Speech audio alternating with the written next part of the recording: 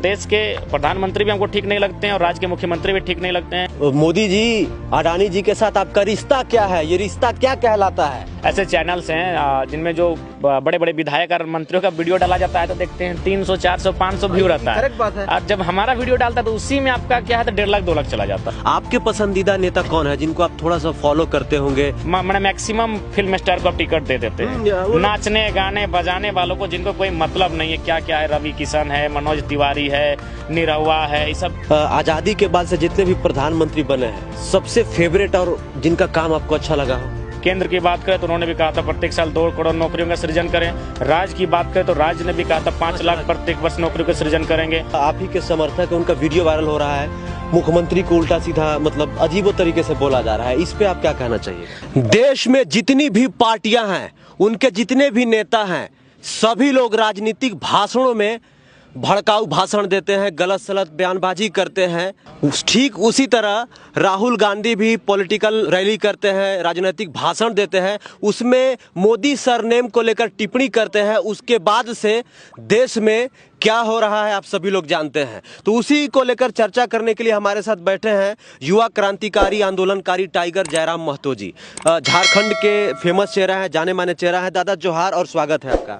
आपका भी जोहार, स्वागत है। दादा होनी चाहिए, लेकिन मेरा ये भी सवाल है, अगर उनको सजा होनी चाहिए तो बाकी और भी जो नेता हैं जिन्होंने इस तरह का बयान दिया है, जैसे किसी ने कभी बहुत सारी जो बातें हम लोग सुने हैं। यही हमारे रघुवर दास पिछली बार जब अपने भाषणों में माननीय मुख्यमंत्री का जो सरनेम लेकर उन्होंने भी कुछ गलत शब्द कहा था। तो इस तरह सबके साथ होना चाहिए। इससे क्या होता है, पक्षपात झलकेगा। ठीक है, हम लोग ना राहुल गांधी का समर्थक है ना फिलहाल विरोध में, क्योंकि वो सत्ता में नहीं है। तो मेरे हिसाब से यदि उनका जो शब्द जो उन्होंने तमाम लोगों को ठेस पहुंचा उस समुदाय को, और अगर ऐसा होना या ऐसा उनका बोलना अगर अपराध है तो उस अपराध के मद्देनजर बाकी और भी ऐसे लेकिन ऐसे देखिएगा तो फिर जो भी राजनीतिक भाषण देते हैं, जो नेता होते हैं, वो तो 80% नेता कोई जो है विधायकी चली जाएगी, सांसदी चली जाएगी, रद्द कर दी जाएगी, अगर उस हिसाब से देखा जाए। क्योंकि देखिए, एक ऐसे ही बोल रहा हूँ मैं, जैसे कहीं बम ब्लास्ट होता है, कोई एक मुसलमान करता है तो कहता है कि सारे मुसलमान आतंकवादी होते हैं। कई नेता बोलते हैं देश के गद्दारों को गोली मारो सालों को। तो उनके साथ क्या होना चाहिए? उनकी सांसदी जानी चाहिए कि नहीं जानी चाहिए? देखिए, अगर सही तो अगर एक के साथ ऐसा बर्ताव हो तो बाकी के साथ भी ऐसा बर्ताव होना चाहिए। तो मुझे लगता है भारत की जो पॉलिटिक्स है, कहीं ना कहीं धीरे धीरे समय के साथ जिनके पास सत्ता नहीं थे, उन्हीं के साथ जो भी एजेंसियां हैं, उनकी जो शक्तियां हैं, वो कहीं ना कहीं उनके अनुसार ही कार्य करने लगती हैं, जो कि लोकतांत्रिक देश के लिए एक अच्छा माने नहीं हो सकता है। और मेरा एक मानना व्यक्तिगत ये भी रहेगा कि यहाँ जो और एक बात आती है कि पॉलिटिक्स में कि कोई चुन के जाता है किसी और दल से और जाके फिर शामिल हो जाता है किसी और दल से, तो ये दल बदल पर भी एक बढ़िया कानून बने। उसके बाद एक कानून इस पर भी बने कि कोई भी अगर व्यक्ति चुनाव में खड़ा होता है तो कम से कम उस पार्टी में उसका 2 साल का किसी न किसी प्रकार से संघर्ष हो। नहीं तो क्या होता है कि ये लोग एक चेहरा के चक्कर में, देखिए, मैंने मैक्सिमम फिल्म स्टार को आप टिकट दे देते हैं, नाचने गाने बजाने वालों को जिनको कोई मतलब नहीं है क्या क्या है। रवि किशन है, मनोज तिवारी है, निरहुआ है, ये सब का टिकट, हेमा मालिनी है, सनी देओल है, आपका जयप्रदा भी, तमाम तरह के मने। तो इस प्रकार से इस लोकतंत्र को खूबसूरत करना है तो भेदभाव किसी के साथ ना हो, और लोकतंत्र में जो भी लोग सत्ता में हो उनकी जो शक्तियां हैं, जो राज्य की एजेंसियां हैं, वो सत्ता के अधीन ना रहें। उसके बाद दल बदल कानून बहुत बड़ा इंपॉर्टेंट है, क्योंकि इसमें क्या बहुत सारे राज्यों में आप देखें कि सरकार बनी थी किसी और दल के साथ और फिर वो टूटकर बन जाती किसी और दल के साथ। इससे झारखंड में भी होने वाला था। इससे क्या है कि जो जनता का जो विश्वास है, जनता के मत का तौहीन है। जनता ने आपको ये सोचकर दिया है कि आप भारतीय जनता पार्टी से हैं या कांग्रेस पार्टी से या आम आदमी पार्टी से हैं, लेकिन आप चुनकर चले जाते हैं तीसरे पार्टी में। तो इससे क्या है, आप जनता के मत का, जनता के विश्वास को तोड़ने का काम करते हैं। यही उदाहरण हम लोग का अभी देखिए, माननीय हमारे जो बाबूलाल मरांडी हैं, उनको लोगों ने वोट क्यों दिया? भारतीय जनता पार्टी का जो विरोध का वोट था, क्योंकि लोग उनके कार्यकाल से नाखुश थी, इसलिए आपको वोट किया जेबीएम में, और आप फिर जीतकर उन्हीं के पास चले गए। तो ये जनता का अपमान हुआ। तो इसलिए ये भी कंडीशन होना चाहिए कि जिसको अगर जाना है जाने दीजिए, ऐसा बात नहीं है। हो सके हम किसी पार्टी में है और उस पार्टी की विचारधारा हमको पसंद नहीं है तो हम जाने के लिए स्वतंत्र, लेकिन शर्त है आपको विधायकी का जो पद है उसे इस्तीफा देकर जाना होगा। फिर से चुनाव कीजिए, आपको जाने के लिए कोई नहीं मना किया है। आप अगर जीत के गए कांग्रेस से और आपको जाने का इच्छा है जेएमएम में, आप चले जाइए, लेकिन आप इस्तीफा दीजिए, फिर नया चुनाव लड़िए। इस प्रकार का भी नियम आपको बनाना होगा। उसके बाद जो अभी सही बातें घटनाक्रम घट रहा है, अभी हम राहुल गांधी पर क्यों जाएंगे? हमारे यहाँ अमित महतो जी थे, आपका ममता देवी थी, योगेंद्र महतो थे, एनोस एक्का थे, आपका एक कोई लोहरदगा के विधायक भगत जी थे। इस तरह 6 विधायक हमारे बंधु तिर्की जी भी थे। इनका 6 विधायकों का जो गया, किसी का 6 लाख का संपत्ति अधिक था। तो हमको लगता है यहाँ तो किसी का 6 करोड़ का संपत्ति है। यहीं हमको लगता है धनबाद में जो कोयलांचल के क्षेत्र में जो भी विधायक है, बागमारा रहे, आपका झरिया रहे, अथवा आपका बेरमो रहे, इन क्षेत्रों में भी जो विधायक बने हैं आज तक, यही टाइम का नहीं, किसी भी टाइम में जो कोयलांचल के क्षेत्र में है, उनका तो 6 करोड़ का भी आय से अधिक संपत्ति होगा। तो इसीलिए जो भी नियम आप बनाते हैं तो सजा अगर होनी चाहिए तो तमाम उन चीज़ों को मद्देनजर रखते हुए उन लोगों को भी होनी चाहिए। ऐसा नहीं कि आप सत्ता का दुरुपयोग करते हैं और आपके जो विपक्ष में जो लोग बैठे हैं आप उन्हीं पर सजा का फरमान जारी करें। दिल्ली के मुख्यमंत्री हैं अरविंद केजरीवाल, उन्होंने अभी एक बयान दिया है, आजाद भारत में सबसे भ्रष्ट प्रधानमंत्री अगर कोई हुआ है तो नरेंद्र मोदी है। इस पे क्या कहना चाहिएगा? देखिए, चूंकि हम लोग अभी काफ़ी आयु कम है हमारी, जब तक हम लोग तमाम डाटास पर स्टडी नहीं करेंगे, मंथन नहीं करेंगे, चूंकि अरविंद केजरीवाल एक बहुत बड़े पद पर आसीन है। हम एक युवा छात्र अपने राज्य के लिए लड़ रहे हैं और अभी फिलहाल हम लोग को राज्य का समर्थन मिल रहा है। लेकिन हम लोग अगर इस पर अभी बिना अध्ययन की टिप्पणी करते हैं तो थोड़ा सा विषय, हाँ, ये कह सकते हैं कि क्या लोकतंत्र खतरे में है देश में आपके हिसाब से? हाँ, बिल्कुल है। क्योंकि अगर राज्य सरकार की भी बात करें या केंद्र सरकार की बात करें तो जिनके पास शक्तियाँ हैं, जिनके पास सत्ता है, वो लोग अपनी सत्ता का दुरुपयोग कर रहे हैं। जो अपनी सिद्धांत है उस सिद्धांत से हटकर जो भी नीति नियम बना रहे हैं। केंद्र की बात करें तो उन्होंने भी कहा था प्रत्येक साल 2 करोड़ नौकरियों का सृजन करें। राज्य की बात करें तो राज्य ने भी कहा था 5 लाख प्रत्येक वर्ष नौकरियों का सृजन करेंगे।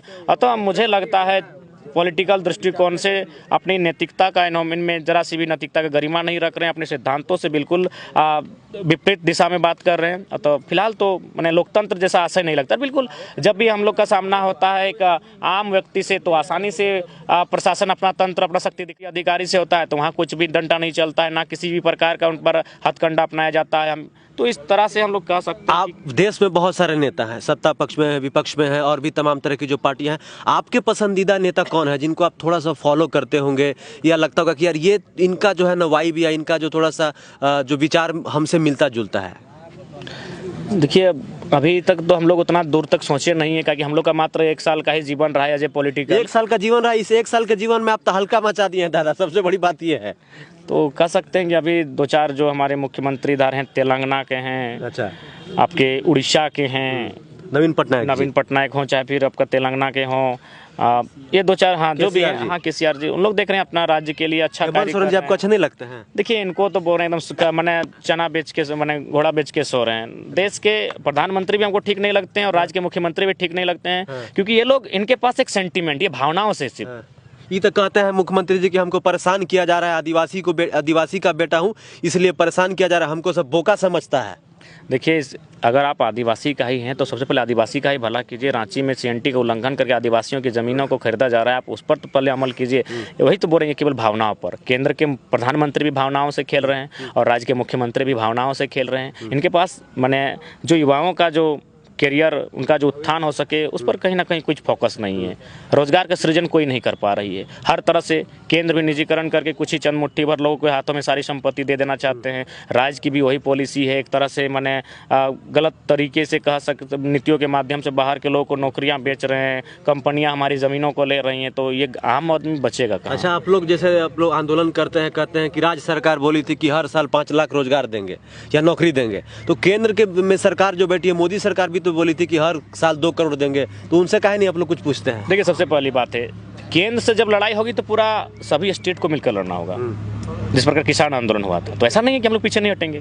केंद्र के खिलाफ आंदोलन का आगाज तो देखिए, केंद्र के लिए अगर अपना आंदोलन करना है तो उसके लिए जो भी हमारे बाकी स्टेट्स हैं उनको साथ देना होगा, और खासकर उन स्टेट्स को देना होगा जिनको बेहतर मीडिया कवरेज मिलता है। एक बात सच्चाई है, अगर झारखंड से अगर आप केंद्र के खिलाफ अभी जाते हैं तो आपको कोई सपोर्ट ही नहीं मिलेगा। अभी देखिए, इतना बड़ा आंदोलन हुआ, कोई नेशनल जगह मिला? केंद्र के खिलाफ आंदोलन करने के लिए उन राज्यों को पहले अगुवाई करनी होगी जिन राज्यों की ताकत है। झारखंड को अभी भी लोग पिछड़ा मानते हैं, नया राज्य है, आज भी ये सबसे ज़्यादा खनिज संपदा देता है, लेकिन यहाँ के लोगों को लोग कहीं ना कहीं पिछड़ा मानते हैं। इसका प्रमाण है, आप देख सकते हैं, यही जो केंद्र की खनन नीतियाँ चल रही हैं, जब महाराष्ट्र में चलती है तो बढ़िया काम करती है, मध्य प्रदेश में चलती है तो बढ़िया काम करती है, उड़ीसा में चलती है तो अच्छा काम करती है, लेकिन जब वही खनन नीति झारखंड में आती है तो देखिए, गोड्डा में मोदी साहब के माननीय बहुत लाडले हैं अडानी साहब, 1600 मेगावाट का बिजली उत्पादन होता है, सारा का सारा बांग्लादेश को बेचा जाता है। यानी इनके हिसाब से झारखंड के जो लोग हैं केंद्र की जो पॉलिसियाँ जैसा कि देख रहे हैं भेदभाव दोनों राज्यों के साथ, बाकी राज्यों के साथ,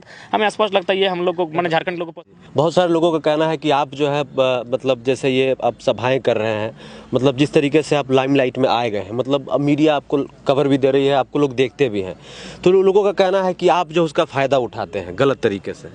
नहीं, ऐसा तो हमारा कभी इंटेंस नहीं रहा है और हमने कभी आज तक कभी किसी से आग्रह भी नहीं किया है कि आप आकर हमें लाइमलाइट दीजिए, आप हमारा कवर कीजिए। हमने ऐसा कभी नहीं कहा, ना कहने जाएंगे। और हम लोग जो हैं बस कर रहे हैं और मीडिया अपना काम कर रही है। इसीलिए मुझे लगता है कि कोई भी अगर इस तरह की बात कर रहे हैं तो वो केवल और केवल अपनी भड़ास और अपनी खुन्नस को निकाल रहे हैं। मतलब होता है कि ज़्यादा आगे बढ़ रहा है इस वजह से, है ना? हाँ, निश्चय इसलिए होगा। मैं लॉजिकली बात करता हूँ, बहुत सारे ऐसे चैनल्स हैं जिनमें जो बड़े बड़े विधायक और मंत्रियों का वीडियो डाला जाता है तो देखते हैं 300, 400, 500 व्यू रहता है। करेक्ट बात है। और जब हमारा वीडियो डालता है तो उसी में आपका क्या है तो 1.5 लाख 2 लाख चला जाता है। ये बात, इस बात को मैं मानूंगा। तो उसमें क्या हमारा दोष है? नहीं है। यानी उसमें क्या है कि लोग पसंद कर रहे हैं, लोग सुनना चाहते हैं। आप जबरदस्ती किसी को नहीं दिखा सकते। जबरदस्ती कैसे किसी को दिखा सकते हैं? आपका नाम आता है तो लोग क्लिक करके देखते हैं, तो इसका मतलब लोग पसंद कर रहे हैं, पसंद करते हैं, हमारे विचारों को सुनना चाहते हैं। तो इसीलिए उसमें हमारा भी दोष नहीं है। और बाकी लोग कहीं ना कहीं अपना खुन्नूस निकाल रहे हैं। उन्हें बस इस बात का दुख है कि भाई हमें क्यों नहीं सुन रहे हैं। तो ऐसा कुछ नहीं है। हम लोग निष्ठापूर्वक अपना काम कर रहे हैं और जो हम लोग को तार्किक लग रहा है हम लोग तार्किक बातें रख रहे हैं। हम लोग एज ए व्यक्ति ना मुख्यमंत्री के विरोधी ना प्रधानमंत्री की नीति की बात करेंगे, तो ये तार्किक दृष्टिकोण से हमने सबका विरोध किया है। केंद्र की भी योजनाओं का हमने अपने बात बोलूंगा, राज्य की योजनाओं का विरोध। जैसे आप जिस तरीके से शब्दों की मर्यादा में रहते हैं, जैसे आप मुख्यमंत्री जी से भी कुछ सवाल करते हैं तो एक शब्द एकदम संवैधानिक शब्द का प्रयोग करते हैं, लेकिन अभी आप एक दो आप ही के समर्थक उनका वीडियो वायरल हो रहा है, मुख्यमंत्री को उल्टा सीधा मतलब अजीबो तरीके से बोला जा रहा है। इस पे आप क्या कहना चाहिए? देखिए, सबसे पहली बात हम लोग सबको यही संदेश देना चाहेंगे कि अपने गुस्से को मर्यादित शब्दों में ही प्रदर्शित करें। लेकिन चूंकि थोड़ा सा यूथ है, अगर इस तरह की भ्रांतियां होती है तो उन्हें उनसे भी आग्रह होगा कि आगे जब इस तरह का आपका स्टेटमेंट आए तो प्रयास कीजिएगा कि मैंने संवैधानिक शब्दों का चयन करते हुए, आंदोलन को मजबूत करते हुए ऐसे शब्दों को मैंने प्रयोग करने से बचा जाए। और हम लोग भी जो भी शब्द का प्रयोग किए हैं, एक शब्द से मुख्यमंत्री हमारे नाराज हुए थे, मुख्यमंत्री, उसको हम खुले मंचों पर हमेशा तार्किक बोलते हैं कि हमने किसी भी गलत दृष्टिकोण से आपको नहीं कहा कि मुख्यमंत्री, इसको आपने स्वयं बताया कि आप मुख्यमंत्री हैं। क्योंकि हम लोग 6ठी क्लास में पढ़ रहे हैं कि लाभ के पद पर विधायक, सांसद, राष्ट्रपति, राज्यपाल नहीं हो सकते हैं। आप मैंने पत्थर का माइंस चल